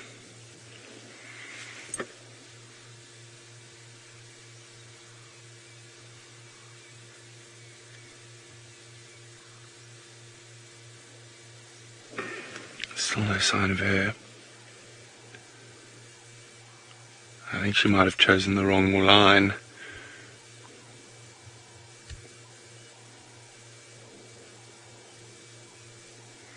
Oh dear.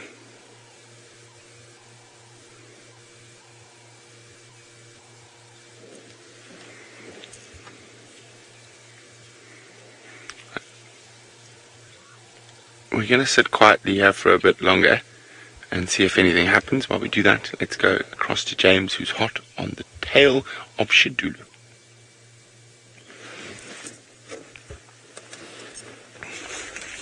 Well, I think saying that we're on the trail of Shidulu would be to give us a compliment we possibly don't deserve. We found where she went off the road, we found a game path on which she walked, and then the tracks disappeared. And now we walk along pretending that we are trying to find Shidulu, when actually we are just having a very pleasant stroll along a game path, really. It becomes very difficult once you get into an area like this, and if you look at the ground here, you can see it's quite sandy, but if I put down what I estimate to be the pressure that a leopard would exert on the ground,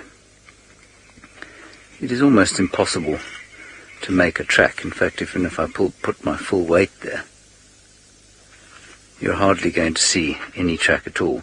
This is a nice sandy patch, so if she was to step directly in there, you might see her. But if she happened to go slightly around it, or into the slightly more muddy parts, really going to be extremely difficult to try and find her. Anyway, we'll see what other interesting things we can find through here. I am not particularly concerned about finding Shidulu, given the fact that Brent already has a leopard. Senzo nearly killed himself there. Now, of course, one of the best ways to try and find animals is using the alarm calls of birds. And Malika, they don't normally alarm call at us. You'll find, I guess, some rattling testiculars sometimes, but the Battises and the Drongos and that sort of thing generally won't shout at us, no. I'm just going to walk up here. Rexon is now pointing as if to say he has more tracks. I think he does have more tracks here.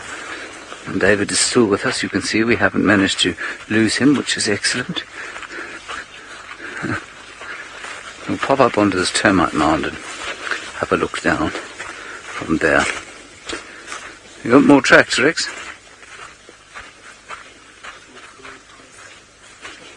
Okay. Okay. Alright. So we're going to go up and check. There's a little road up here. We'll see if we can pick tracks up there.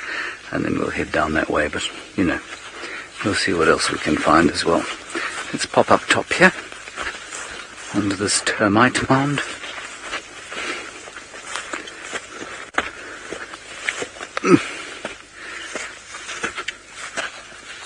Maybe we'll just see her lying the other side here. No, she isn't here. How do I look, Senzo? Do I look regal? Oh, good. Thank you, thank you. Should I point it? How's that? Wonderful. Senzo says this is beautiful. Fantastic.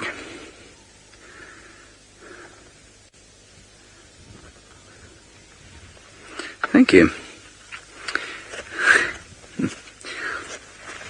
Now, yesterday, of course, I told you that Romit asked us an interesting question about how much water there was in Chitwa Dam, and I thought maybe his next inquiry was going to be what is the mass of the sand in this termite mound. I'm very pleased he didn't ask that, because I don't think I could have worked that out.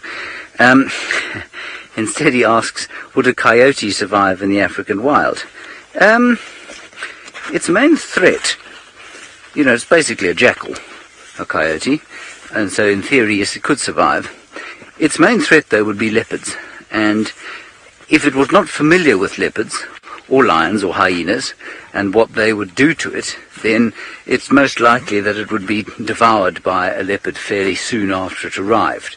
If it was conditioned into sort of avoiding leopards, or in an area where it didn't have leopards or hyenas or lions, then I think it would survive. It's a scavenger largely, as far as I'm aware, eat little rodents and birds and lizards and that sort of thing. So I think it would survive much in the same way that a jackal does, Romit. Anybody see where Rexon went? Up there. Okay, good. I'm going to try and find Rexon. He was a lot easier to find than Thandi.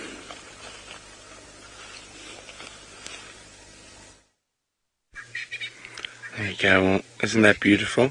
She came back towards where we were sitting, and as I said, I think she lost sight of the steenbok as it disappeared, and it actually went the opposite direction to where she's looking for it now. So she was hoping it was working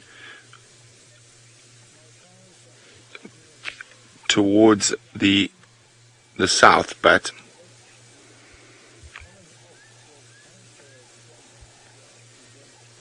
I think, as I say, she's lost sight of the steenbok. She might just sit for a little bit and try listen again.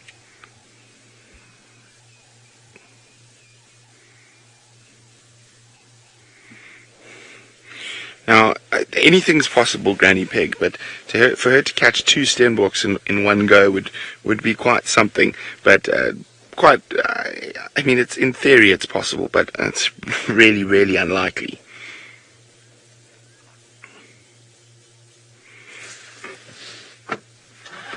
Now, if we have a look, oh, she's on the move again. There you go, coming out into the open. She's going to where she last saw the steenbok. Even though the steenbok moved far away from there, she did not see it move because she was trying to loop around and get ahead of it. Okay, so let's have a quick look where we are. We are currently over here. Oopsie. Over here. So when we found her tracks, they came down here, they went like this, and that's where the tracks of Tlalamba are. And then she turned around and she came straight back onto where she's just come from. So looping and looping and looping while hunting. Okay, we're going to have to do some maneuvering. Can you see her, Dave? She's going behind us now, coming back.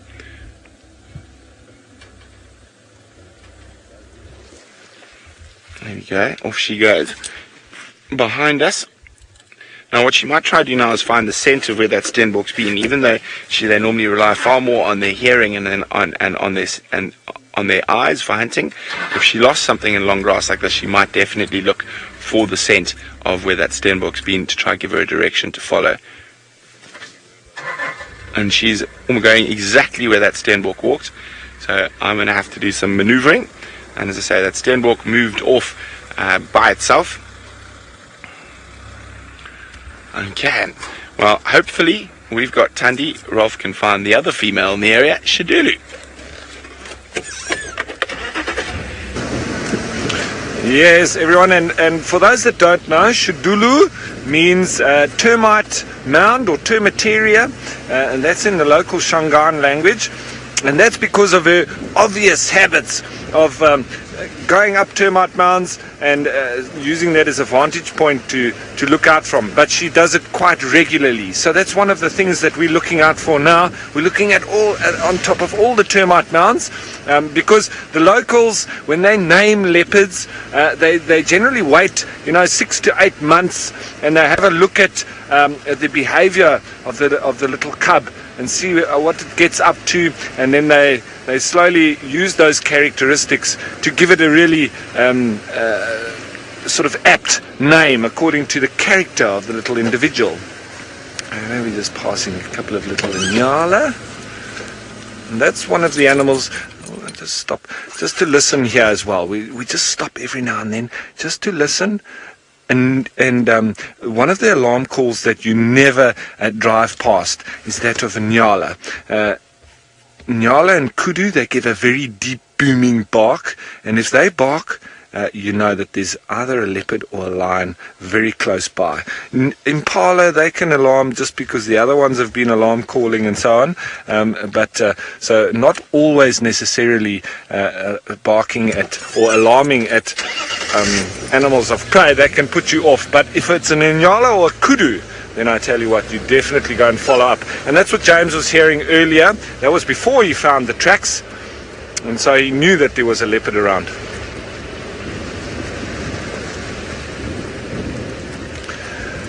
Paula, thank you for your question, and a very good one indeed.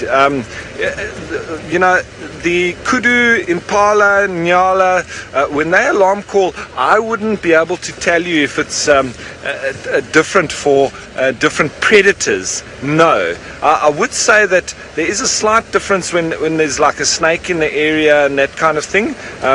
They're not as worried, but if it's a lion or a leopard, for me, they alarm pretty much exactly the same, and it's that same kind of alarm call, and it's just puts fear into all of the animals in the area. So, if a kudu alarm calls with that bah, probably the loudest of all the antelope, followed closely by a nyala, you need to head into that area, and when they do that, all the animals in the area will be on tenterhooks. They will be really looking around, trying to find out what that kudu was calling for, because he's really the master of telling us where lion and leopard are, and telling everybody else as well, with that very loud bark of his.